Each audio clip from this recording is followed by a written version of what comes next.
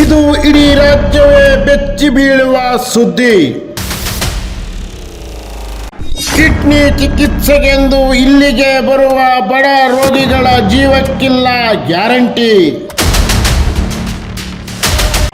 ದೇಶದಲ್ಲೇ 2ನೇ ಅತಿ ದೊಡ್ಡ ಕಿಡ್ನಿ ಆಸ್ಪತ್ರೆಯ ದುರವಸ್ಥೆಯ ಸ್ಟೋರಿ. ಕಳೆದ 5 ವರ್ಷಗಳಲ್ಲಿ ಈ ಆಸ್ಪತ್ರೆಗೆ ಬಂದ 1704 ರೋಗಿಗಳ ಸಾವು.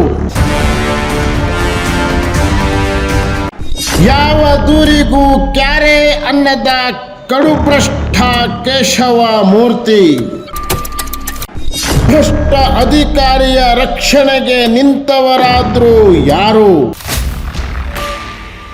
ತಕ್ಷಣಕ್ಕೆ ಮುಖ್ಯಮಂತ್ರಿಗಳು ಗಮನ ಹರಿಸಲಿ, ಬಡ ರೋಗಿಗಳ ಪ್ರಾಣ ಕಾಪಾಡಲಿ. ಇದು ಪಬ್ಲಿಕ್ ಪವರ್ ಆಶಯ.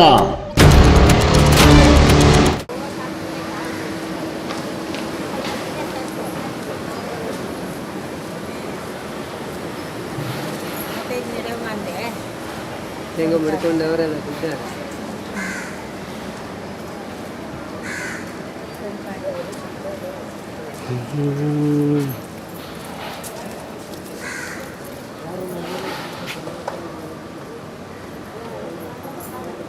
ಈ ಒಂದು ಸಂಸ್ಥೆಗೆ ಚಿಕಿತ್ಸೆಗೆ ಅಂತ ಬಂದಂತಹ ರೋಗಿಗಳೇನಿದ್ದಾರೆ, ಕಿಡ್ನಿ ಸಮಸ್ಯೆಯಿಂದ, ಮೂತ್ರಕೋಶದ ಸಮಸ್ಯೆಯಿಂದ ಬಳಲ್ತಾ ಇರುವಂತಹ ರೋಗಿಗಳು ಬಂದಿರುವಂತಹ ಚಿಕಿತ್ಸೆಗೋಸ್ಕರ ಬಂದಂತಹ ರೋಗಿಗಳ ಪೈಕಿ 1704 ಜನ ರೋಗಿಗಳು ಇಲ್ಲಿ ಮೃತಪಟ್ಟಿದ್ದಾರೆ.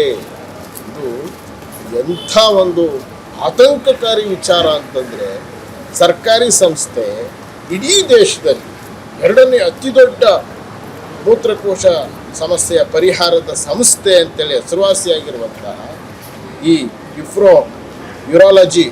ನೆಫ್ರೋ ಯೂರಾಲಜಿ ಸಂಸ್ಥೆ ಏನಿದೆ, ವಿಕ್ಟೋರಿಯಾ ಆಸ್ಪತ್ರೆಯಲ್ಲಿರುವಂತಹ ನೆಫ್ರೋ ಯೂರಾಲಜಿ ಸಂಸ್ಥೆ ಏನಿದೆ, ಇಲ್ಲಿಗೆ ಚಿಕಿತ್ಸೆಗೆ ಅಂತ ಬಂದಿರುವಂತಹ 1704 ಜನ ರೋಗಿಗಳು ಚಿಕಿತ್ಸೆ ಸಿಗದೆ ಇಲ್ಲಿ ಮೃತಪಟ್ಟಿರುವಂಥದ್ದು.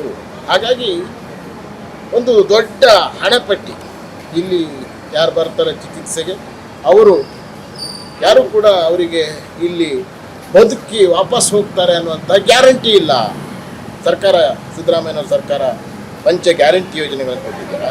ಹಾಗೆ ಇಲ್ಲಿಗೆ ಚಿಕಿತ್ಸೆಗೆ ಬರುವಂತಹ ರೋಗಿಗಳಿಗೆ ಅವರ ಜೀವಕ್ಕೆ ಗ್ಯಾರಂಟಿ ಇಲ್ಲ ಅನ್ನುವ ರೀತಿಯಲ್ಲಿ ಇವತ್ತು ಪರಿಸ್ಥಿತಿ ಆಗೋಗಿದೆ. ಅತ್ಯಂತ ಆಶ್ಚರ್ಯಕರವಾಗಿರುವಂತಹ ವಿಚಾರ, ಆಘಾತಕಾರಿಯಾಗಿರುವಂಥ ವಿಚಾರ, ಆತಂಕಕಾರಿಯಾಗಿರುವಂಥ ವಿಚಾರ ಅಂತಂದರೆ, ಇಲ್ಲಿ 8 ವರ್ಷಗಳಿಂದ ಖಾಯಂ ನಿರ್ದೇಶಕರೇ ಇಲ್ಲ. ಇದು ಪ್ರಾಭಾರಿ ನಿರ್ದೇಶಕರಾಗಿ ಕೇಶವ ಮೂರ್ತಿ ಅನ್ನುವಂಥವರು ಸುಮಾರು 8 ವರ್ಷಗಳಿಂದ ಇಲ್ಲಿ ಕಾರ್ಯನಿರ್ವಹಣೆ ಮಾಡ್ತಾ ಇದ್ದಾರೆ.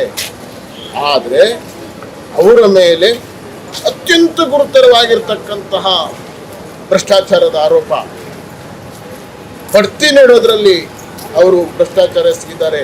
ಔಷಧಿ ಖರೀದಿಯಲ್ಲಿ ಅವರು ಭ್ರಷ್ಟಾಚಾರವನ್ನು ಎಸಗಿದ್ದಾರೆ. ರೋಗಿಗಳಿಗೆ ಚಿಕಿತ್ಸೆ ಕೊಡುವಂತಹ ನಿಟ್ಟಿನಲ್ಲಿ ಇಲ್ಲಿರುವಂತಹ ವೈದ್ಯರುಗಳೇನಿದ್ದಾರೆ ಅವರೆಲ್ಲರೂ ಸಹಿತ ಖಾಸಗಿಯಾಗಿ ಪ್ರಾಕ್ಟೀಸ್ ಮಾಡ್ತಾರೆ. ಇದು ಶಿಕ್ಷಣ ಸಂಸ್ಥೆ ಕೂಡ ಹೌದು. ಇಲ್ಲಿನ ಶಿಕ್ಷಣಕ್ಕೋಸ್ಕರ ಬರುವಂತಹ ವಿದ್ಯಾರ್ಥಿಗಳಿಗೆ ಇದು ವೈದ್ಯಕೀಯ ಶಿಕ್ಷಣ ಖಾತೆ ಏನಿದೆ ಅದರ ಅಡಿ ಬರುವಂತಹ ಸಂಸ್ಥೆ ಇದು ನೆಫ್ರೋ ಯೂರಾಲಜಿ, ವಿಕ್ಟೋರಿಯಾ ಆಸ್ಪತ್ರೆ ಇರುವಂತಹ ನೆಫ್ರೋ ಯೂರಾಲಜಿ. ಇಲ್ಲಿ ಯಾವ ಮಟ್ಟಿಗೆ ಭ್ರಷ್ಟಾಚಾರ ಇವತ್ತು ನಡೀತಾ ಇದೆ ಅಂತಂದರೆ, ಲೋಕಾಯುಕ್ತದಲ್ಲಿ ವರದಿ ಕೊಟ್ಬಿಟ್ಟಿದ್ದಾರೆ. ಸರ್ಕಾರಕ್ಕೇನೆ ಮಾಡ್ತಾ ಇಲ್ಲ. ಇದು ಒಂದು ಸರ್ಕಾರದಲ್ಲಿ ಒಂದು ನಿಯಮ ಇದೆ, ಯಾವುದೇ ಸಂಸ್ಥೆಗೆ ಪ್ರಾಭಾರಿಯಾಗಿ ಇರಬೇಕಾಗಿರುವಂಥವ್ರು ಬರೀ 6 ತಿಂಗಳು ಮಾತ್ರ, 8 ವರ್ಷ ಇವತ್ತು ಪ್ರಾಭಾರಿಯಾಗಿದ್ದಾರೆ. ಲೋಕಾಯುಕ್ತದ್ದು ಅವ್ರ ಮೇಲೆ ತನಿಖೆ ನಡೆಸಿ ವರದಿಯನ್ನು ಕೊಟ್ಟಿದೆ. ಔಷಧಿ ಖರೀದಿಯಲ್ಲಿ ಮುಂಬಡ್ತಿ ಕೊಡೋದ್ರಲ್ಲಿ, ಮತ್ತು ಇಲ್ಲಿರುವಂತಹ ವೈದ್ಯರುಗಳು ಅನೇಕರ ಮೇಲೆ ಭ್ರಷ್ಟಾಚಾರದ ಆರೋಪ, ಖಾಸಗಿಯಾಗಿ ಪ್ರಾಕ್ಟೀಸ್ ಮಾಡ್ತಾರೆ, ಇಲ್ಲಿ ಕರ್ತವ್ಯದ ಸಮಯದಲ್ಲಿ ಇಲ್ಲಿ ಹಾಜರಿರೋದಿಲ್ಲ. ಒಂದು ದಿವಸಕ್ಕೆ ಇಲ್ಲಿ ಸಹಸ್ರಾರು ಜನ ಬರ್ತಾರೆ ಡಯಾಲಿಸಿಸ್ ಮಾಡಿಸ್ಕೊಳ್ಳೋದಿಕ್ಕೆ, ಮೂತ್ರಕೋಶದ ಚಿಕಿತ್ಸೆಗೋಸ್ಕರವಾಗಿ ರಾಜ್ಯದ ನಾನಾ ಭಾಗಗಳಿಂದ. ಹೇಳಿದ್ನಲ್ಲ, ನಮ್ಮ ಇಡೀ ದೇಶದಲ್ಲಿ 2ನೇ ಅತಿ ದೊಡ್ಡ ಸಂಸ್ಥೆ ಇದು. ಕಿಡ್ನಿ ಸಮಸ್ಯೆಗೆ ಒಂದು ಚಿಕಿತ್ಸೆಯನ್ನು ಕೊಡುವಂಥ ಸಂಸ್ಥೆ. ಆದರೆ ಇವತ್ತು ಏನು ನಡೀತಾ ಇದೆ ಇಲ್ಲಿ? ಏನು ಮಾಡ್ತಾ ಇದೆ ಸರ್ಕಾರ ಇವತ್ತು? ಯಾವ ಭಾಗ್ಯ, ಈ ಭಾಗ್ಯ, ಆ ಭಾಗ್ಯ ಅಲ್ಲ. ಜನರಿಗೆ ಆರೋಗ್ಯ ಭಾಗ್ಯ ಎಷ್ಟು ಮುಖ್ಯ ಆಗಿರುವಂಥದ್ದು. ಇದು ಯಾರು ಹೇಳೋರು ಕೇಳೋರಿಲ್ವಾ ಇಲ್ಲಿ? ಲೋಕಾಯುಕ್ತ ಸಂಸ್ಥೆನೇ ವರದಿ ಕೊಟ್ಟಿದೆ ರೀ, ಆದರೆ ಇವತ್ತು ಅದ್ರ ಬಗ್ಗೆ ಕೇರೇ ಇಲ್ಲ. ತಕ್ಷಣಕ್ಕೆ ಡಾಕ್ಟರ್ ಶರಣ ಪ್ರಕಾಶ್ ಅವರು ಈ ಒಂದು ಸಂಸ್ಥೆಯ, ಈ ಒಂದು ಇಲಾಖೆಯ ಈ ಇಲಾಖೆ ಸಚಿವರಾಗಿರ್ತಕ್ಕಂಥ ಶರಣ ಪ್ರಕಾಶ್ ಪಾಟೀಲ್ ಅವರು ಏನು ಮಾಡ್ತಾ ಇದ್ದಾರೆ? 8 ವರ್ಷದಿಂದ ಪ್ರಾಬಾರಿ, ಒಂದು ಖಾಯಂ ನಿರ್ದೇಶಕರೇ ಇಲ್ಲ ಈ ಸಂಸ್ಥೆಗೆ. ಇಡೀ ದೇಶದಲ್ಲಿ 2ನೇ ಅತಿ ದೊಡ್ಡ ಸಂಸ್ಥೆ. ಇಲ್ಲಿರ್ತಕ್ಕಂಥ ಆಡಳಿತಾಧಿಕಾರಿಗಳು ಆಶಾ ಪರ್ವೀನ್ ಅವರು, ಅವರೇ ನೇರವಾಗಿ ಒಂದು ವರದಿಯನ್ನು ಕೊಡ್ತಾರೆ, ಕಂಪ್ಲೇಂಟನ್ನು ಮಾಡ್ತಾರೆ ಕಾರ್ಯದರ್ಶಿಗಳಿಗೆ. ಅದಕ್ಕೂ ಕೇರಲ್ಲ. ಭ್ರಷ್ಟಾಚಾರ ತುಂಬಿ ತುಳುಕ್ತಾ ಇದೆ. ಬಂದಿರುವಂತಹ ಯಾವ ರೋಗಿಗಳಿಗೂ ಅವ್ರ ಜೀವ ಬಚಾವ್ ಮಾಡ್ಕೊಂಡು ವಾಪಸ್ ಹೋಗ್ತೀವಿ ಅಂತಕ್ಕಂಥ ಗ್ಯಾರಂಟಿನೇ ಇಲ್ಲ. ಇನ್ನು ಯಾವ ಗ್ಯಾರಂಟಿ ತಗೊಂಡು ಏನು ಮಾಡೋಣ? ಹಂಗಾದ್ರೆ ಏನು ಮಾಡ್ತಾ ಇದೆ ಸರ್ಕಾರ? ಮುಖ್ಯಮಂತ್ರಿಗಳು ಅಧ್ಯಕ್ಷರಿದ್ದಕ್ಕೆ, ಮುಖ್ಯಮಂತ್ರಿಗಳು ಈ ಸಂಸ್ಥೆಗೆ ಅಧ್ಯಕ್ಷರಾಗಿರ್ತಾರೆ. 8 ವರ್ಷದಿಂದ ಇದೆ ಆ ಸರ್ಕಾರ, ಈ ಸರ್ಕಾರ, ಆ ಪಕ್ಷ ಈ ಪಕ್ಷ ಅಲ್ಲ. 8 ವರ್ಷದಿಂದ ಅವರು ಪ್ರಾಭಾರಿ ಅಧ್ಯಕ್ಷರಾಗಿ ಅವ್ರ ಮೇಲೆ ಲೋಕಾಯುಕ್ತ ತನಿಖೆ ಮಾಡಿ ವರದಿ ಕೊಟ್ಟ ಮೇಲೆ ಅವ್ರು ಅಲ್ಲೇ ಕೂತ್ಕೊಂಡಿರ್ತಾರೆ ಅಂತಂದ್ರೆ ಇನ್ನು ಅವ್ರು ಎಷ್ಟು ಪವರ್ಫುಲ್ ಆಗಿರ್ಬೋದು. ಕುರುಡು ಕಾಂಚಾಣ ಯಾವ ಮಟ್ಟಿಗೆ ಇಲ್ಲಿ ಕೆಲಸ ಮಾಡ್ತಾ ಇರ್ಬೋದು. ಪಾಪ ಬಡ ರೋಗಿಗಳು ಏನೋ ನಮಗೆ ಜೀವ ಉಳಿಸ್ಕೋಬೇಕು ಅಂತೇಳಿ ರಾಜ್ಯದ ನಾನಾ ಭಾಗಗಳಿಂದ ಬರ್ತಾರೆ. ಅವ್ರು ಯಾರ ಜೀವಕ್ಕೂ ಗ್ಯಾರಂಟಿ ಇಲ್ಲ. ಇಲ್ಲಿ 1704 ಜನ ಅನ್ರಿ, ವರ್ಷಕ್ಕೆ 200-300 ಜನ ಲೆಕ್ಕ ಹಾಕ್ರೆ ಸರಾಸರಿ ದಿವಸಕ್ಕೊಬ್ರು.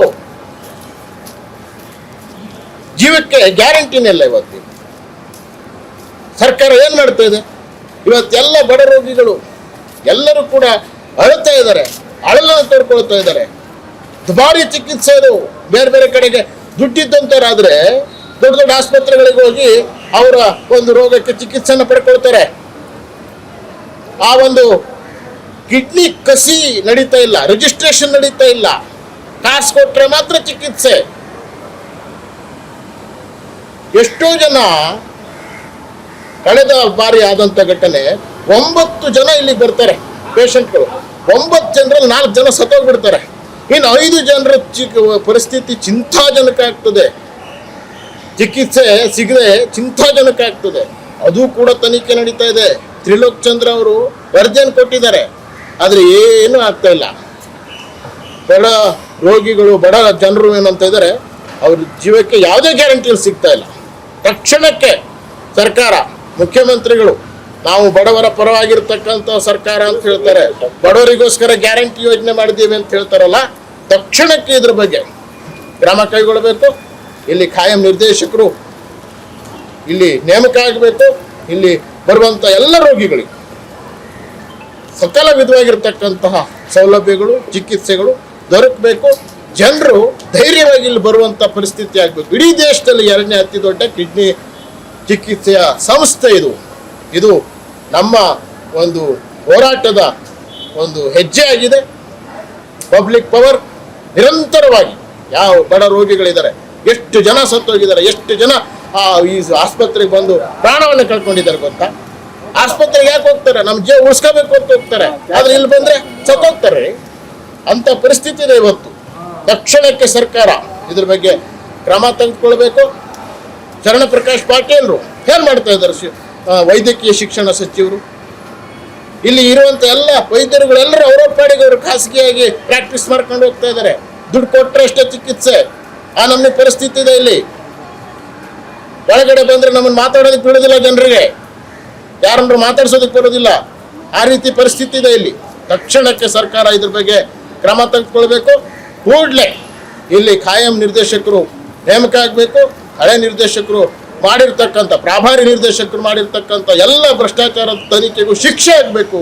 ಹಾಗಾದಾಗ ಮಾತ್ರ ನಾವು ಸ್ವಚ್ಛ ಆಡಳಿತ ಕೊಡ್ತೇವೆ, ಪಾರದರ್ಶಕ ಆಡಳಿತ ಕೊಡ್ತಾ ಇದ್ದೇವೆ, ಬಡವರ ಪರವಾಗಿ ಆಡಳಿತ ಕೊಡ್ತಾ ಇದ್ದೇವೆ ಅಂತೇಳಿ ಏನು ಸಿದ್ದರಾಮಯ್ಯನವರ ನೇತೃತ್ವ ಸರ್ಕಾರ ಹೇಳ್ತಾ ಇದೆಯಲ್ಲ, ಅದೆಲ್ಲವೂ ಕೂಡ ನುಡಿದಂತೆ ನಡೆಯುವ ಸರ್ಕಾರ ಅಂತ ಹೇಳ್ತಾರಲ್ಲ, ಇದೆಲ್ಲ ಮಾಡಿದ್ರೆ ಮಾತ್ರ ಅವರು ಕೊಟ್ಟ ಮಾತಿಗೆ ತಪ್ಪದೇ ನಡೆದಂಥ ಸರ್ಕಾರ ಅಂತೇಳಿ ಜನರು ಭಾವಿಸ್ತಾರೆ. ಇಲ್ಲದೇ ಇದ್ರೆ ಜನಗಳೇ ತಕ್ಕ ಶಿಕ್ಷೆಯನ್ನು ಕೊಡ್ತಾರೆ. ನಮಸ್ಕಾರ. ಪ್ರವೀಣ್ ರಾವ್, ಪಬ್ಲಿಕ್ ಬೆಂಗಳೂರು.